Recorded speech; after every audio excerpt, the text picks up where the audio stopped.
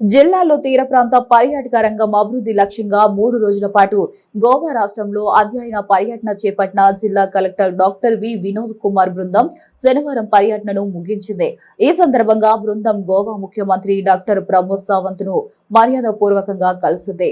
దేశంలో గోవాను ప్రముఖ పర్యాటక రాష్ట్రంగా తీర్చిదిద్దిన విధానంపై కలెక్టర్ బృందం హర్షం వ్యక్తం చేస్తుంది. పర్యటన సందర్భంగా అక్కడి అధికారులు అందించిన సహకారానికి కృతజ్ఞతలు తెలిపింది. ఆంధ్రప్రదేశ్ ప్రభుత్వం తరపున గోవా ముఖ్యమంత్రికి ధన్యవాదాలు తెలియజేసింది. ఈ సందర్భంగా ముఖ్యమంత్రికి సాల్వా కప్పి సత్కరించి శ్రీ వెంకటేశ్వర స్వామి విగ్రహాన్ని జ్ఞాపికగా అందజేశారు. ఆంధ్రప్రదేశ్ పర్యాటక శాఖ రూపొందించిన కాఫీ టేబుల్ పుస్తకాన్ని ముఖ్యమంత్రికి అందజేయగా గోవా పర్యాటక విధాన పుస్తకాన్ని ముఖ్యమంత్రి కలెక్టర్ బృందానికి అందించారు. సముద్ర తీర ప్రాంతాల అభివృద్ధిలో తీర ప్రాంత నియంత్రణ మండలి నిబంధనలు తప్పనిసరిగా పాటించాలని ముఖ్యమంత్రి సూచించారు.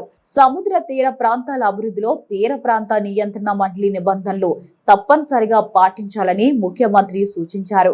నిబంధనలకు లోబడి నిర్మాణాలు చేపట్టడం ద్వారా పర్యావరణ పరిరక్షణ సాధ్యమవుతుందని, భవిష్యత్తులో న్యాయపరమైన ఇబ్బందులు తలెత్తవని పేర్కొన్నారు. గోవా పర్యటనలో పొందిన అనుభవాలను బాపట్ల తీర ప్రాంత అభివృద్ధిలో అమలు చేస్తామని కలెక్టర్ బృందం వెల్లడించింది.